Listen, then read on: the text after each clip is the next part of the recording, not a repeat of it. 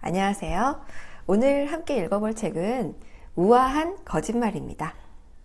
소설 완득이로 잘 알려진 김유령님의 소설인데요. 완득이도 재미있게 읽었었던 기억이 있는데 마침 같은 작가의 작품이라 얼른 읽어봤습니다. 우아한과 거짓말은 서로 어울리지 않는 단어이지요. 하지만 거짓말이라는 단어가 무조건 나쁜 이미지만 갖고 있는 것은 아닌지라 정확히 역설이라고 하기엔 조금 무리가 있습니다. 실제로 착한 거짓말이라는 말도 많이 쓰이고 있는 걸 보면 때때로 거짓말은 좋을 때도 있다라는 인식이 자연스럽게 통용되는 것 같습니다. 소설 완득이 역시도 베스트셀러가 돼 영화로까지 만들어졌지요. 다문화 가정에 대한 우리들의 편견과 불편함 등을 재미와 따뜻한 감성의 이야기로 엮어 진한 감동을 준 작품으로 기억합니다. 이 우아한 거짓말 역시도 영화로 만들어졌더라고요. 영화로는 보지 못했지만 TV에서 영화 소개해주는 프로그램에서 잠깐 본 적이 있습니다. 채널을 돌리다가 본 거라 소개 내용을 다 보지는 못했지만 대충 김희애 배우와 김양기 씨가 나왔던 것으로 기억합니다. 이 책의 주인공은 천지입니다. 중학교 1학년이고요. 엄마와 중3 언니 이렇게 셋이 살고 있습니다. 아빠는 일찌감치 돌아가셨고요. 천지는 조용하지만 밝고 할 말을 하고 사는 성격 같지만 꽤나 많이 참는 성격이기도 합니다. 본인과 다르게 시원시원한 언니 만지가 늘 부럽습니다. 언니는 친구 관계나 학교생활 뭐든지 다 쉬워 보이거든요. 이 이야기의 시작은 천지의 죽음입니다. 두 딸의 생계를 책임져야 하는 엄마는 마트 일을 하며 바쁘고 억척스럽게 사느라 딸들을 살뜰히 챙기지는 못합니다. 천지는 그런 엄마에게 늘 귀엽고 사랑스러운 딸이었는데 어느 날 갑자기 아무런 예고도 없이 스스로 생을 마감해 버린 겁니다. 남겨진 가족들은 무엇이 그녀를 죽음으로 몰고 갔는지 궁금해하던 차에 천지의 친구 화연을 알게 됩니다. 초등학교 때부터 친구였던 천지와 화연은 겉으로 보기엔 단짝 같아 보이지만 화연은 철저히 천지를 이용하고 있지요. 자기 외로울 때 마음대로 옆에 둘 수 있고 이런저런 부탁도 거리낌 없이 하는데 천지는 또 그런 것들을 다 들어줍니다. 하지만 다른 친구들 앞에서는 천지를 깔아내리고 은근히 따돌리며 그야말로 가지고 놉니다. 천지는 본인이 화연이에게 놀잇감이 되고 있다는 사실을 잘 알고 있고 일정한 거리를 두려고 하지만 때로 화연이 안쓰럽기도 합니다. 천지는 그런 아이입니다.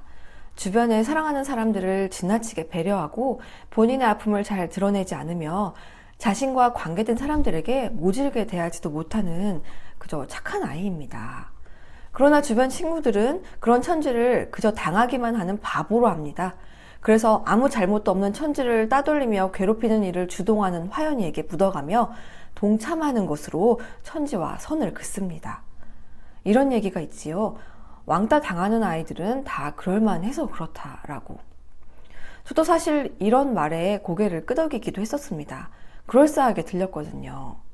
하지만 이 세상에 그 누구도 괴롭혀도 될 만한 사람은 없다고 생각합니다. 괴롭히는 자가 그 마음에 악이 있어 이유 없이 그냥 장난으로 괴롭히는 것입니다.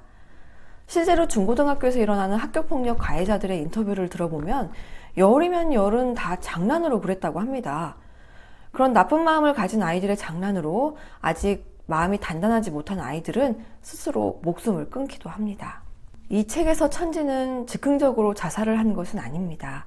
참고 또 참고 쌓아두다가 결국 떠나기로 마음먹은 것이지요. 그렇다고 자살이 정당화될 수는 없습니다. 작가 역시도 본인의 어린 시절 자살 시도의 경험을 떠올리며 살아서 다행이고 감사하다고 고백하니 누구보다 천지의 죽음을 안타까워할 것입니다. 천지는 죽기 전에 엄마, 언니, 화연, 미라 그리고 마지막 자신에게 평소 취미로 뜨개질을 하던 실 뭉치 속에 쪽지를 숨겨 전달합니다. 물론 다들 천지가 죽고 어느 정도 시간이 지난 후에야 그 쪽지의 존재를 알게 되지요. 미안하다, 사랑한다, 용서한다 등의 내용이 적힌 쪽지를 보며 다들 오열하거나 반박하거나 알 수 없는 감정을 갖기도 합니다. 천지가 죽고 난 뒤 천지의 행적을 따라가는 남은 가족들은 본인들이 그동안 얼마나 천지에 대해 아는 것이 없었으며 천지가 그동안 얼마나 힘들었을까를 깨닫게 됩니다. 같은 딸을 키우는 입장에서 읽혀지다 보니 너무 감정이 이입되더라고요.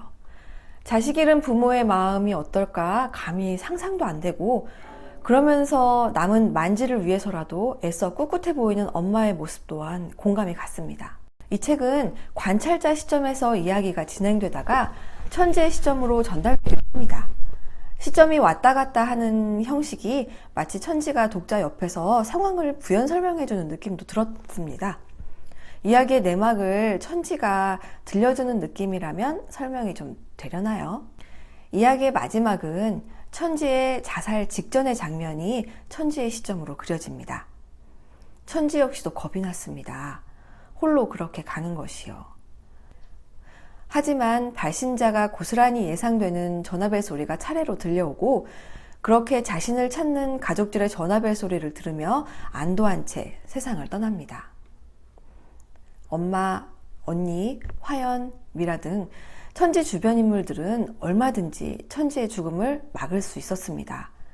하지만 사는 게 바빠서, 나와 같을 줄 알아서, 그렇게 힘들 거라 생각하지 못해서, 바보 같은 게 답답하고 싫어서 등의 이유로 그녀의 죽음을 막지 못했습니다. 이 책에서 가슴에 와닿았던 대사가 있었습니다. 엄마가 화연의 엄마에게 했던 말이었는데요. 사과하실 거면 하지 마세요. 말로 하는 사과는요, 용서가 가능할 때 하는 겁니다. 받을 수 없는 사과를 받으면 억장에 꽂힙니다. 더군다나 상대가 사과받을 생각이 전혀 없는데 일방적으로 하는 사과? 그거 저 스물구멍 슬쩍 파놓고 장난치는 거예요. 나는 사과했어. 그 여자가 안 받았지. 너무 비열하지 않나요? 평소 제가 생각했던 내용과 너무 닮았더라고요. 이런 사람들은 뒤끝 없다 잘난 체 하기도 합니다. 본인 할 말 다 하는데 뒤끝까지 있으면 그게 비정상 아닌가요? 이 책은 저에게 악행의 가해자를 처벌하는 것 역시 피해자의 눈높이에 맞춰져야 된다는 생각이 들게 했습니다. 그들을 용서하고 안 하고는 피해자의 선택이고, 그 주도권 역시도 그들에게 있어야 한다고 생각합니다. 이 정도면 됐다 라는 기준 역시도 이들이 정하는 게 맞고요. 오랜만에 읽고 나서 한참 동안 마음이 힘들었던 책 우아한 거짓말. 영화는 어떤지 한번 보고 싶네요. 우리는 다음에 또 만나요.